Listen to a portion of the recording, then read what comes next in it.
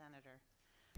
My name is Brenda Kupchick. I represent the 132nd District, and thank you to the chairs and vice chairs and to the entire committee for allowing me the opportunity to speak about HB 5355. I feel like I've been speaking about this bill since I got into the legislature, but there was some language, and I'm sorry if all the chairs didn't receive. I did send modified language, which was referenced earlier. It's shorter, which Senator Kennedy likes, and I think we all like, more to the point.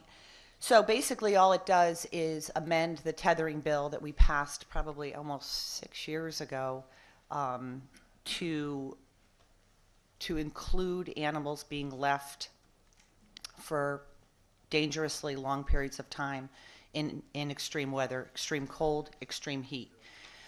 This, some of the language that we did submit has components of it to protect or to make sure that we're not going after working dogs, hunting dogs, because obviously most of us who live in this state know that people who use dogs for either working purposes or hunting take very good care of those animals because they invest a lot of money in them and training, and they don't leave them in a situation like in Hartford where the person left a dog in a obviously makeshift doghouse with no access to true shelter, and the animal froze to death.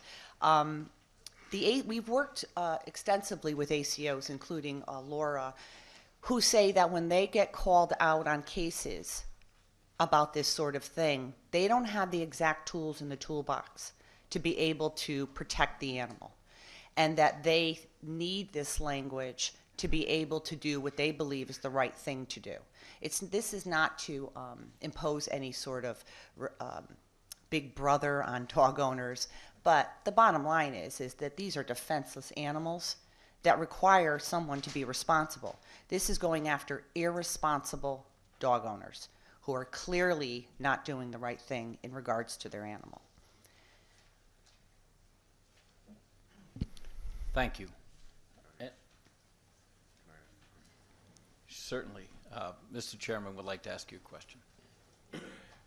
Thank you, Representative. So right now, animal control officers don't know whether or not they have the authority to take possession of a dog.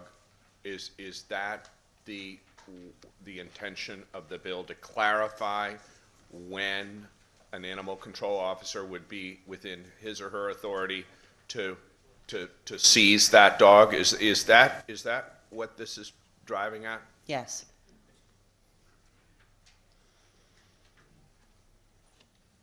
I like that one word. Representative GRESKO, did you have a question as well? Thank you, Mr. Chair. Brenda, Representative Kupchick, I've read some of the other testimony on the bill, and there's a couple of people who apparently are breeders, and they have a concern over a one breed fits all kind of overlay of this, meaning that their husky out in the dead of winter is not a problem, and subsequently if it was July and it was 90 degrees, we would have a problem. But would you consider maybe exempting the licensed breeders so that you figured they would know what they're doing if they left their Malamute or husky out in the dead of winter and subsequently not in the summer? I would leave it up to our animal control officers. An animal control officer that's been highly trained isn't going to pull a Siberian husky from an owner who has it outside for an hour playing in the snow. I mean, they can make these determinations. And frankly, not all breeders are responsible. Just because you're a breeder doesn't necessarily mean you're a responsible person. And so I defer to animal control officers who know what they're doing and are asking for this tool to be able to protect animals. Like I said, they're not going to pull a husky who's playing in the snow outside, which I had a husky many years ago, and they love to do that.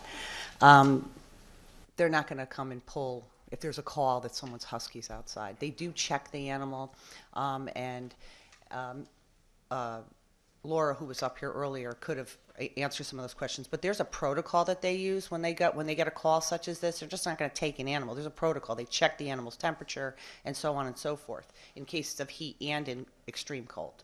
So they're not just going to pluck animals for the purpose of taking them. Thank you, Mr. Representative. Any other questions? Is that a yes? No. So I think there was some earlier testimony about perhaps a weather advisory being issued. Can you help me with that? What would that entail? Is that something off the news? That's what we use with the tethering bill. So it's during extreme weather conditions, and in the statute it says, for example, when the governor makes a, announcement, an official announcement that it's, 100 degrees today, and stay out of the heat, and towns specifically will make arrangements for their DPW workers, not to have more water and to have more frequent breaks, things of that nature. Same thing with extreme cold, when it's below zero or at zero. Those are extreme weather conditions. And typically the governor makes a determination about those things. Thank you. Seeing no other questions, thank you for being here. Thank you so much. And if you do need another copy of the revised language, I'm happy to provide it. Thank you for your time.